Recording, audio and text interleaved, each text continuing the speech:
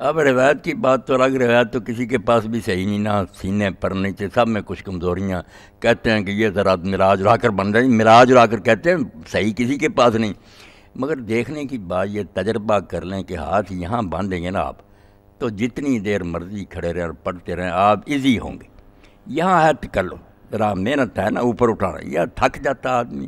وہ مسئلے کی روح سے بے شک بندے رہے ٹانگ پڑتے ہیں. یہاں جتنے ہاتھ جانے سے چلے گئے، یہاں آپ نے باندھے ہو، بے شک جتنی مرضی تلاوت کرے اور کر کے دیکھیں سکون رہے گا، آپ کو پریشانی نہیں. یہاں تو آپ نے اوپر کو اٹھائے ہوئے ہیں، تنگی ہوگی. یہ تجربے کی بات ہے، ویسے ضد کا تو علاج ہی کوئی نہیں، جائز سب ہے.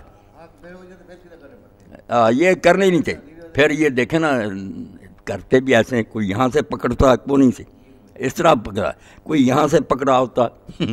بھئی صاف تو حدیث پاک میں آتا. حضرت وائل کہتے ہیں میں نے ایک دن تہیہ کیا کہ میں رسول اللہ کو دیکھوں گا کہ نماز کیسے پڑھتے ہیں. وہ ساری بیان کی انہوں نے لمبی ڈیٹیل.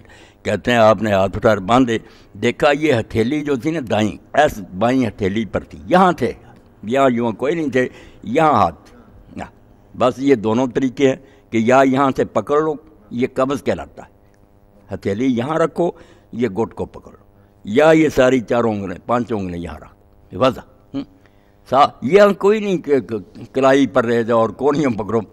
اور کئی لوگ یہاں باندھے ہوتے اس طرح، سنت بھی نہیں، کوئی علم بھی نہیں آ سکے ہے نا. بالکل غلط، کوئی حوالہ نہیں.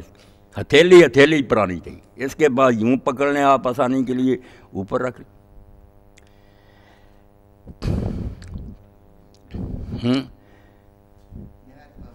تحریک جو